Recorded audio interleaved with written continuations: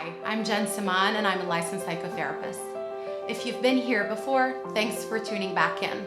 And if this is your first time joining me, thanks for being here.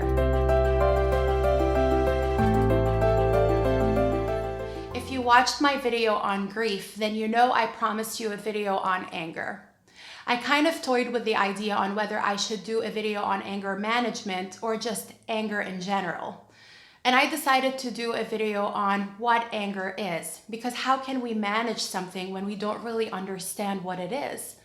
I know we all probably have a basic understanding of the emotion that is anger and how we see it in ourselves and in other people.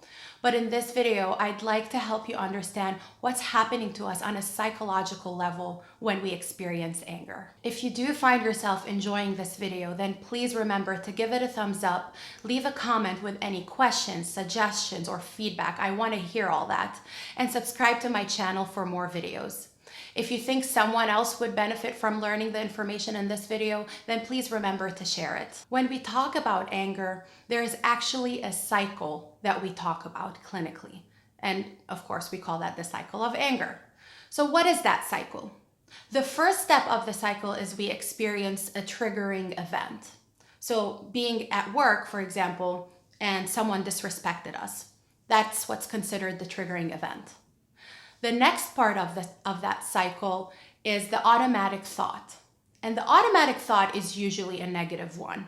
So if we feel disrespected at work, our automatic thought may be, I'm the worst employee ever, right?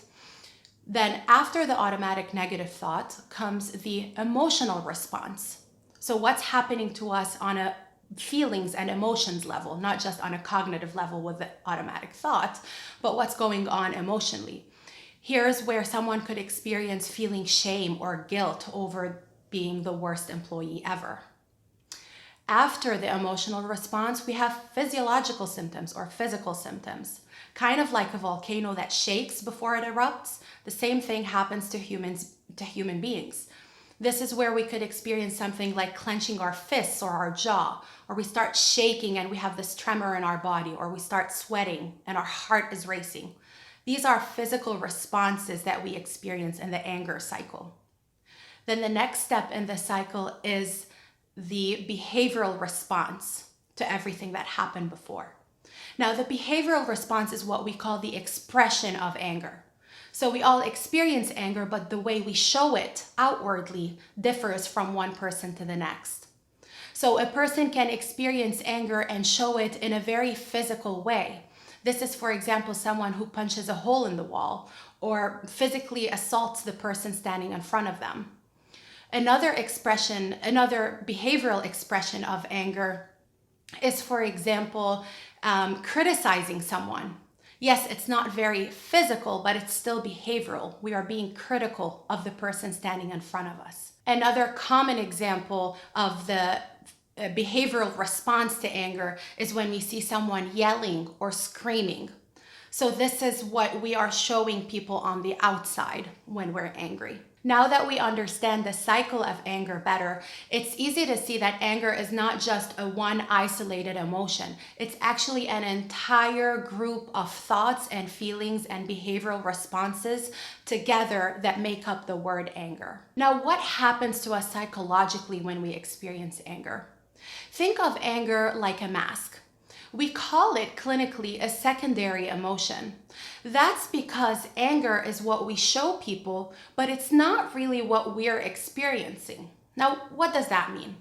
So when we are experiencing anger, going back to the example of feeling like we're the worst coworker ever, what are we probably experiencing down here on the emotional level is, I'm feeling a lot of shame for being the worst employee ever.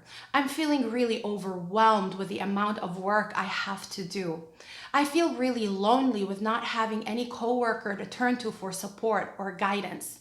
So feeling shame, overwhelmed, and lonely are very, very different from feeling angry. But what happens when we show people the shame and the overwhelm and the loneliness? We are exposing ourselves in a very, very vulnerable way. And that feels almost like we're naked, like people can see what's actually going on inside us. And it's a very uncomfortable feeling for most people Because who really wants to let strangers into their deepest, darkest thoughts, right? That's a natural response. So what happens is we protect ourselves, we wear this mask that we call anger, and we show it to people kind of like a stop sign. Like, no, you can't see what's actually going on inside me, so I'm going to show you this scary, frustrated, angry part of me so that I protect my emotions the best way I know how. To better visualize what anger is, think of an iceberg. The tip of the iceberg is anger, or that mask that we wear. And the bottom of the iceberg is where all of our negative emotions, self-doubts, self-criticisms live. So what we see on the outside is anger, but what's actually going on the inside is a lot more vulnerable, scary stuff that we don't want to show people. So here's what I'm going to encourage you to do. The next time you feel angry, try to catch yourself and ask yourself, what am I actually feeling? Think of any experience that you may be going through. For example, someone cuts you off in traffic.